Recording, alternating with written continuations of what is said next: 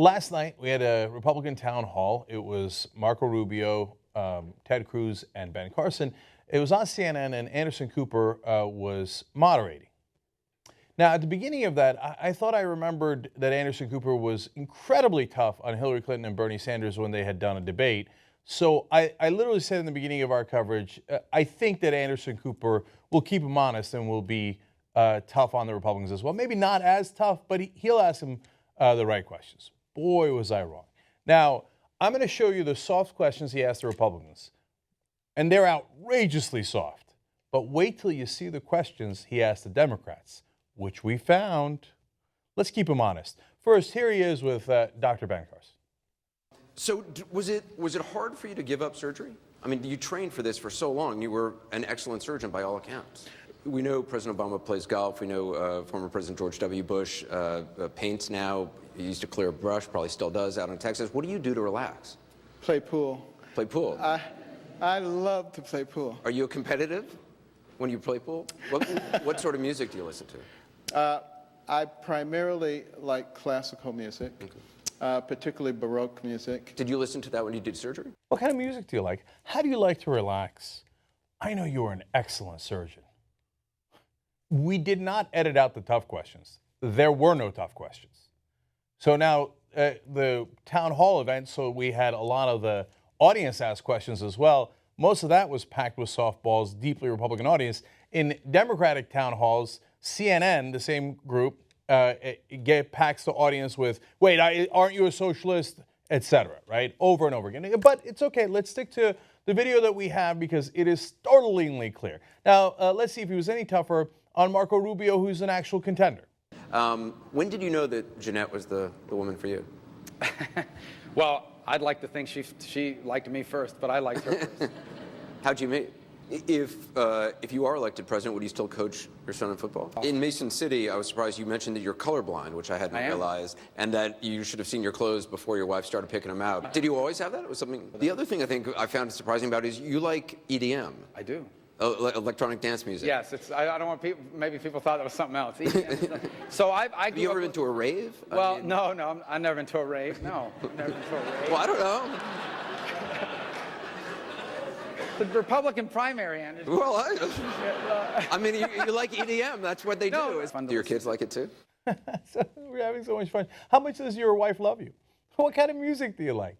We even left out the question where he said, giving a record of accomplishment, why did you decide to be a public servant? Well, thank you for serving the public, Marco Rubio, and you are so accomplished. But, there was that tough question. Now, let's be fair. Are you colorblind? Wait till you see what he asked the Democrats, but I got one more Republican for you from last night. Here's Ted Cruz, who's got 1,000 tough questions he could be asked, given his odious record. Instead, he got these softballs. Your wife mentioned this to CNN a while back, that you occasionally, when you call her on the phone, you sing to her? You sing musicals? Is that true? But look, I mean, what's your favorite musical? Do you want to tell me what reporters you're having drinks with in D.C.? I guess not.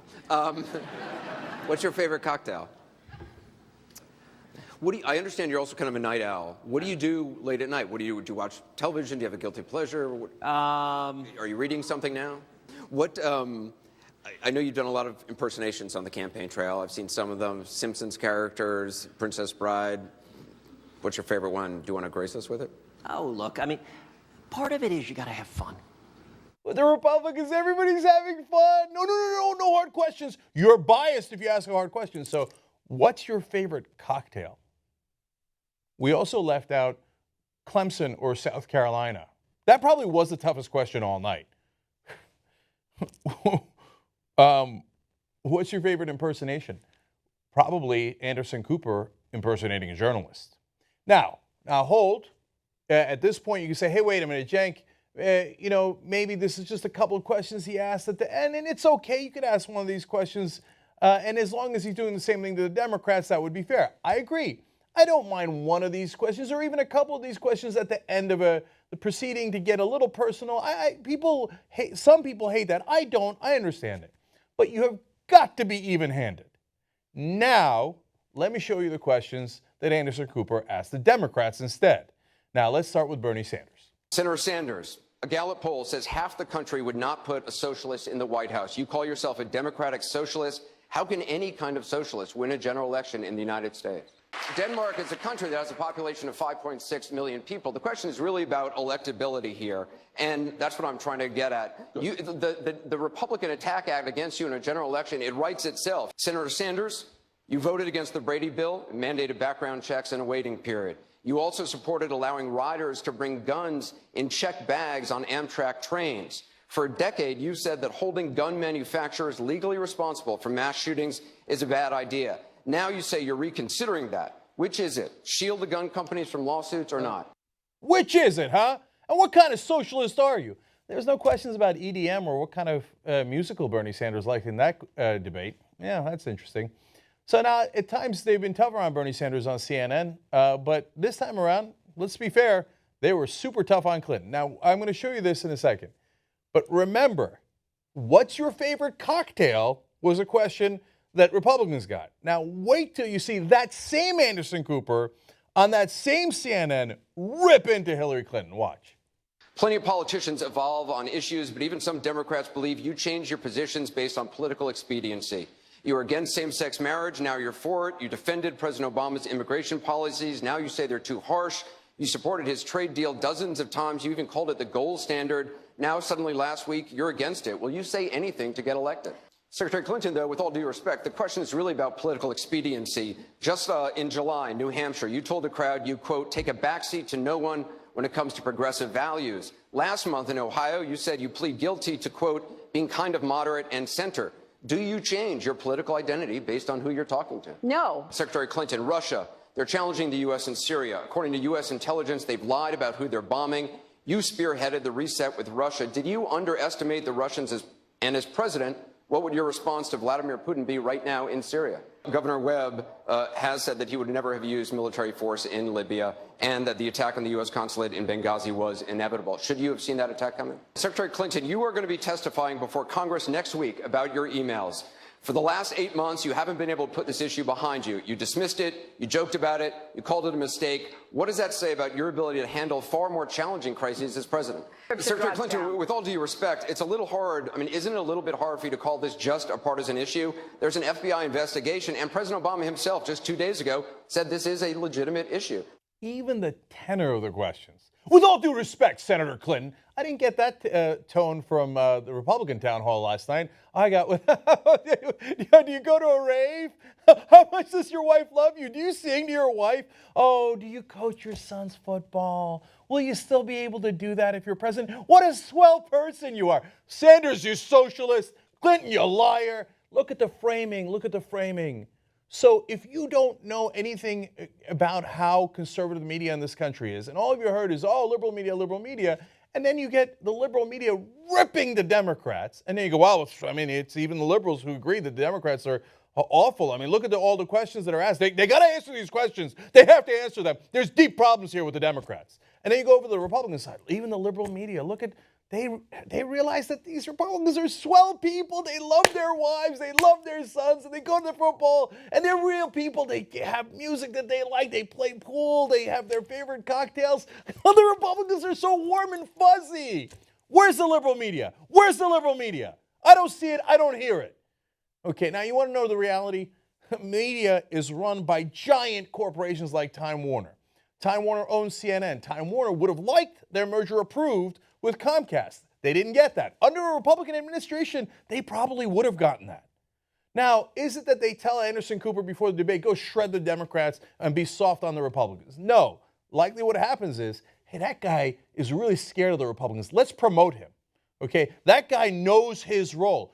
Oh, Candy Crowley, working for this same CNN, dared to challenge Mitt Romney on one fact during the 2012 elections in a debate, and she was absolutely right about that fact. They concede that she was right. She is removed from all the debates.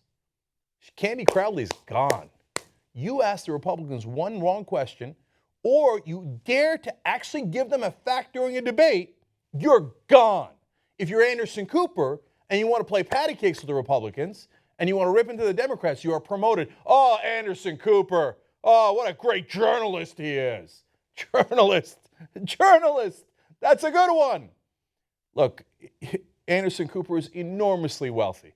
Does his loyalties lie with the Republican Party? I don't know. I would imagine on social issues he's more likely to be a Democrat.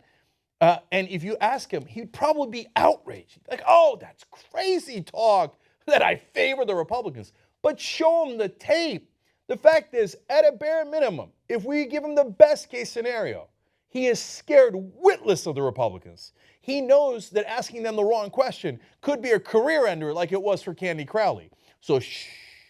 What's your favorite drink? What's your favorite musical? When it's the Democrats, show them how tough you are. What a journalist you are. No.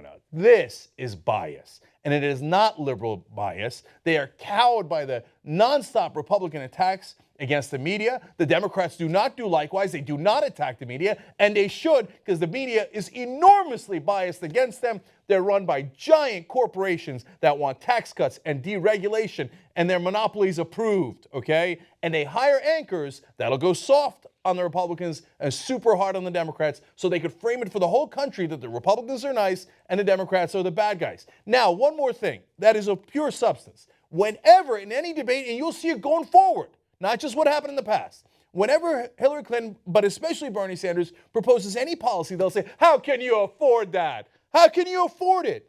But in a Republican debate, like last night in the town hall, when Ted Cruz said he's going to increase the Air Force by 50% in a military that is already larger than the 8 largest other militaries in the world combined, they never ask, how can you afford that?